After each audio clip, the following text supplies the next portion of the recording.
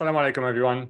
So today we're going to go over whether or not Tesla is losing to BYD. There was a big fuss made online about BYD producing more cars or delivering more cars than Tesla in Q4 of 2023. So let's see, is it the case that Tesla is losing to BYD or not? Before I get started, make sure to smash that like button if you appreciate these kinds of videos. And without further ado,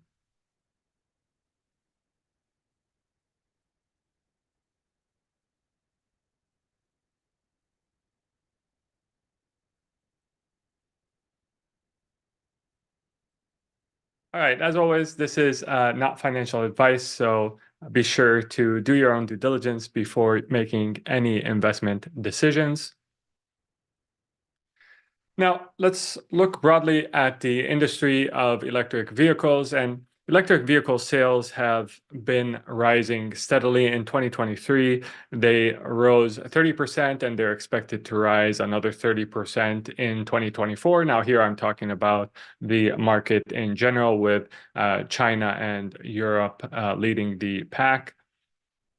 Now, in terms of leaders in the United States, there is no competition to Tesla as of yet, basically, on the electric vehicle specifically front.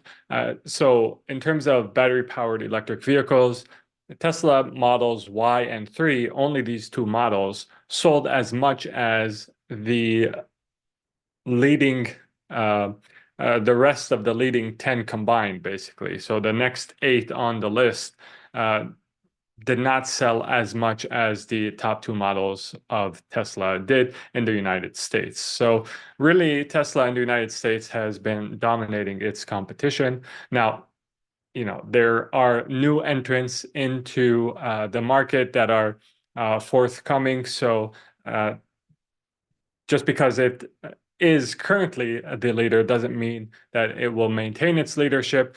So let's look at what are the different variables moving forward. And perhaps the biggest variable is the competition. So as it relates to competition, in terms of vehicle production, for the entire year of 2023, Tesla produced 1.8 million battery-powered electric vehicles. BYD, which is really the only competition to Tesla remaining, and they produced 1.6 million battery-powered electric vehicles for the year 2023. As I mentioned, they did beat them in Q4. And then the third competitor, Volkswagen, produced just shy of 400,000. So they're way behind BYD and Tesla. Now, in terms of production growth, BYD beat Tesla on this metric. So 73% year-over-year production growth versus Tesla's 35%. But Tesla was starting at a larger base than BYD. Volkswagen only had 21% growth. So really, with a smaller number and smaller growth rate, they're kind of out of the picture in terms of competing for the #1 spot, at least at this point. So let's focus here on BYD. As I mentioned, they did beat Tesla in terms of number of cars produced. This says nothing about the average sticker price of each car that is sold, or they're literally counting units, which is not always the best way to compare things. So you wouldn't compare a watermelon seller with a grape seller by number of units that they sold. And certainly not all electric vehicles are created equal, not in terms of their quality or their size or their weight or the price that they're sold at. So let's look a bit deeper into this metric or into this title that a lot of people have seen. So in terms of revenue, Tesla beats BYD in terms of revenue for the trailing 12 months. You had 96 billion from Tesla versus 82 billion from BYD. Now, granted, both companies have significant businesses that are non-EV related, so keep that in mind. But if you take the company as a whole, Tesla certainly is beating BYD on that front, that is revenue. Now, pre-tax margin is 12% for Tesla, and this is after all of the cost cutting that Tesla did in the last 12 months that we've heard a lot about, and they're shrinking margins and oh, what's going on? Well, they still have the leading pre-tax profit margin amongst all EV makers. And you compare them with BYD, their pre-tax margin is 6%. So what this means is that in order for BYD to actually have the same amount of profit as Tesla, they actually have to sell twice as much in terms of revenue to get to the same amount of profit. So this is very significant and something that I don't think a lot of people are paying attention to. And then if you look at the pre-tax profits, the difference is quite stark. So you have 12 billion for Tesla versus 5 billion for BYD. So on revenue and on bottom line, Tesla is beating BYD. Number of units sold, as I mentioned, is not always a good indicator here. Something that I think Tesla investors, including myself, are banking on, and the reason why this Tesla play is a significant part of my portfolio, and I suspect a lot of other Tesla investors, is that we understand that the car of the future is not just electric, it's also autonomous. And while BYD may be able, in the near term to compete with Tesla on the electric part of the business, right? So their cars are electric just as Tesla's cars are electric. The bet that we're making is that Teslas will soon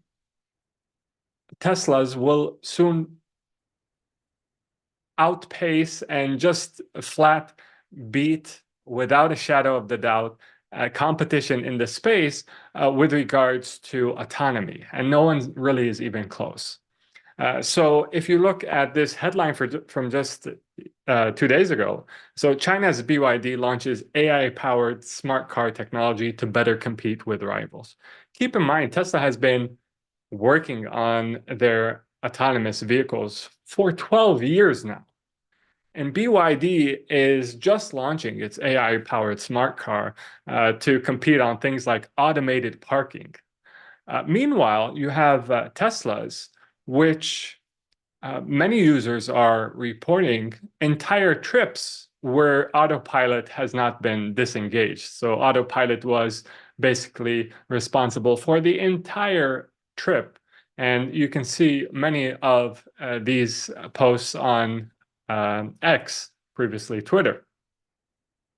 So in terms of autonomy, which is the other pillar of the future of future cars, there really isn't competition with Tesla as of today.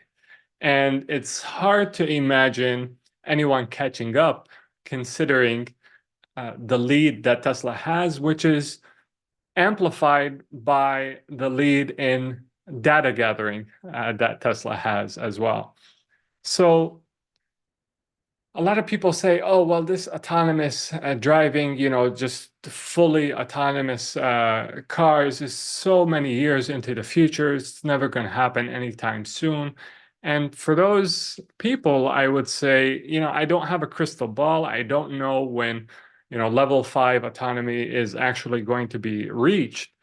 But I will tell you that in terms of, exponential growth, it tends to outperform people's expectations. So if you look at the example of the game Go, and AI experts predicted that a computer wouldn't be able to beat a human at Go until the year 2100. And in fact, and this was in the late 90s that they made this prediction. And in fact, the AI was able to beat a human handedly in 2016. So these things often come way ahead of what many people expect. And Tesla, having worked on this technology for the last 12 years, I think, um, and reporting to be very close for the last 12 years, I think highlights the fact that they're close, and I think closer than many people think.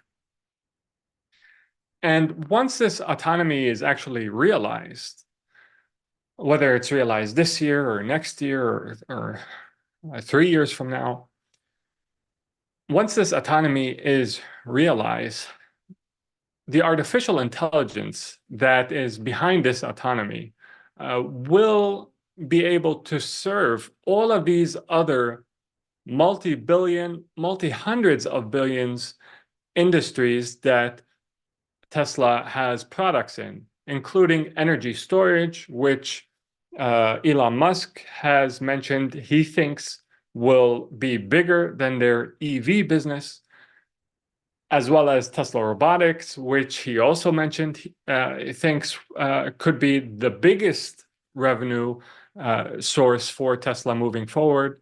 Solar panels, Goldman Sachs put the total addressable market for solar panels at $250 billion annually. I mean, there's a lot of roofs that need solar panels, robo-taxis, which could basically replace services like Uber and Lyft, charging stations, which are now basically adopting in North America, that is, adopting the Tesla standards. So all of the other EV makers are adopting Tesla's charging stations because they don't have the resources to create their own network of charging stations. And this is expected to bring in, 50 to 100 billion by 2030 for Tesla, just this aspect of its business.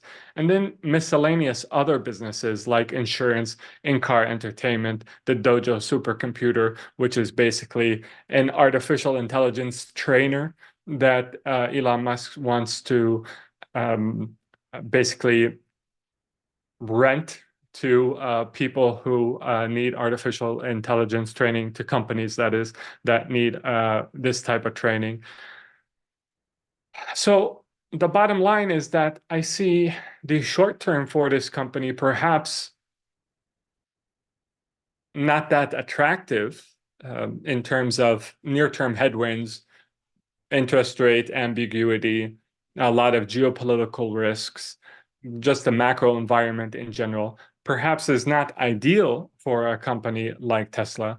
But the long term, and this is, I think, where investors will find the most attainable and most profound advantage when they're investing, is to be long-term focused. The long term for this company is probably brighter than any other company that I can think of that is on the public markets today.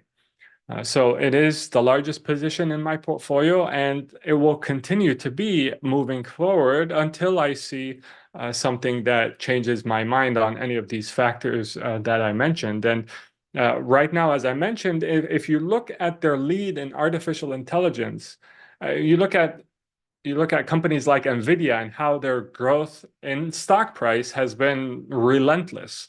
Eventually, Tesla will have its NVIDIA moment. NVIDIA had its moment when GPT came out, and everyone was like, oh, we get it now. Here is where the market for NVIDIA is going to be for the next several years, and they started extrapolating numbers for NVIDIA and figuring out, okay, what does this mean in terms of growth? Tesla has not had its moment yet, but eventually people are going to get it. They're going to be like, oh, it clicks. Now I get it.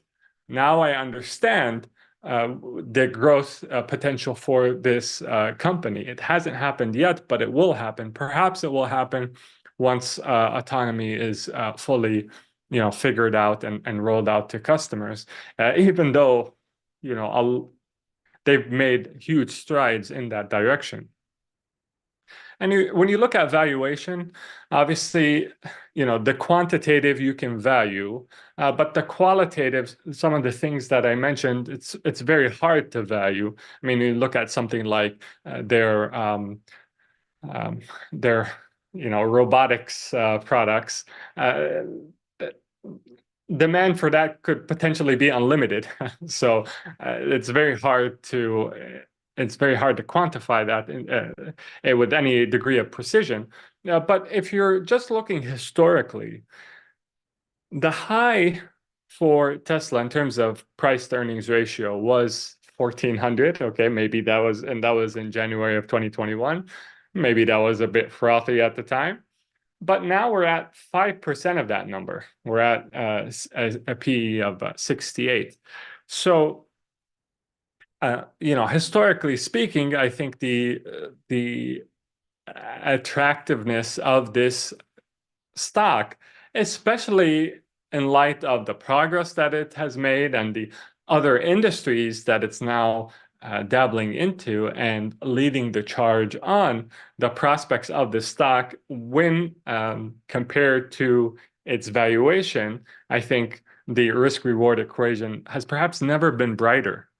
I mean, when it started and when you saw the run-up from 2012 to basically the blow off top at 2021, we really weren't talking that much about robotics and AI, and there was understanding of the robotaxi potential was very scarce. Understanding of the uh, um, potential in the field of robotics was very scarce, right?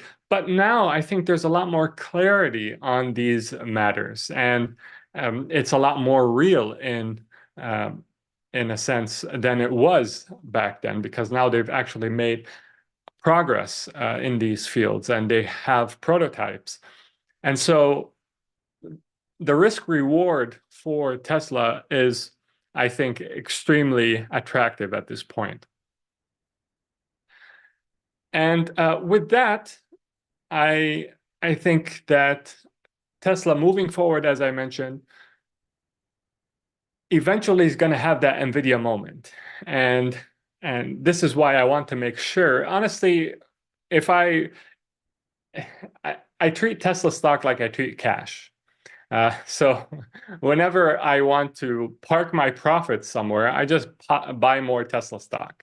Obviously, I'm not talking about cash that is needed for paying bills, but if I want to realize a profit that I have on some other position, then I like to realize that profit, and instead of parking it in cash, I park it in Tesla, because this is by far my highest conviction play today. And I know that there has been some talk recently about Elon Musk wanting more incentive, more equity share in the business if he wants to develop the AI part of the business more.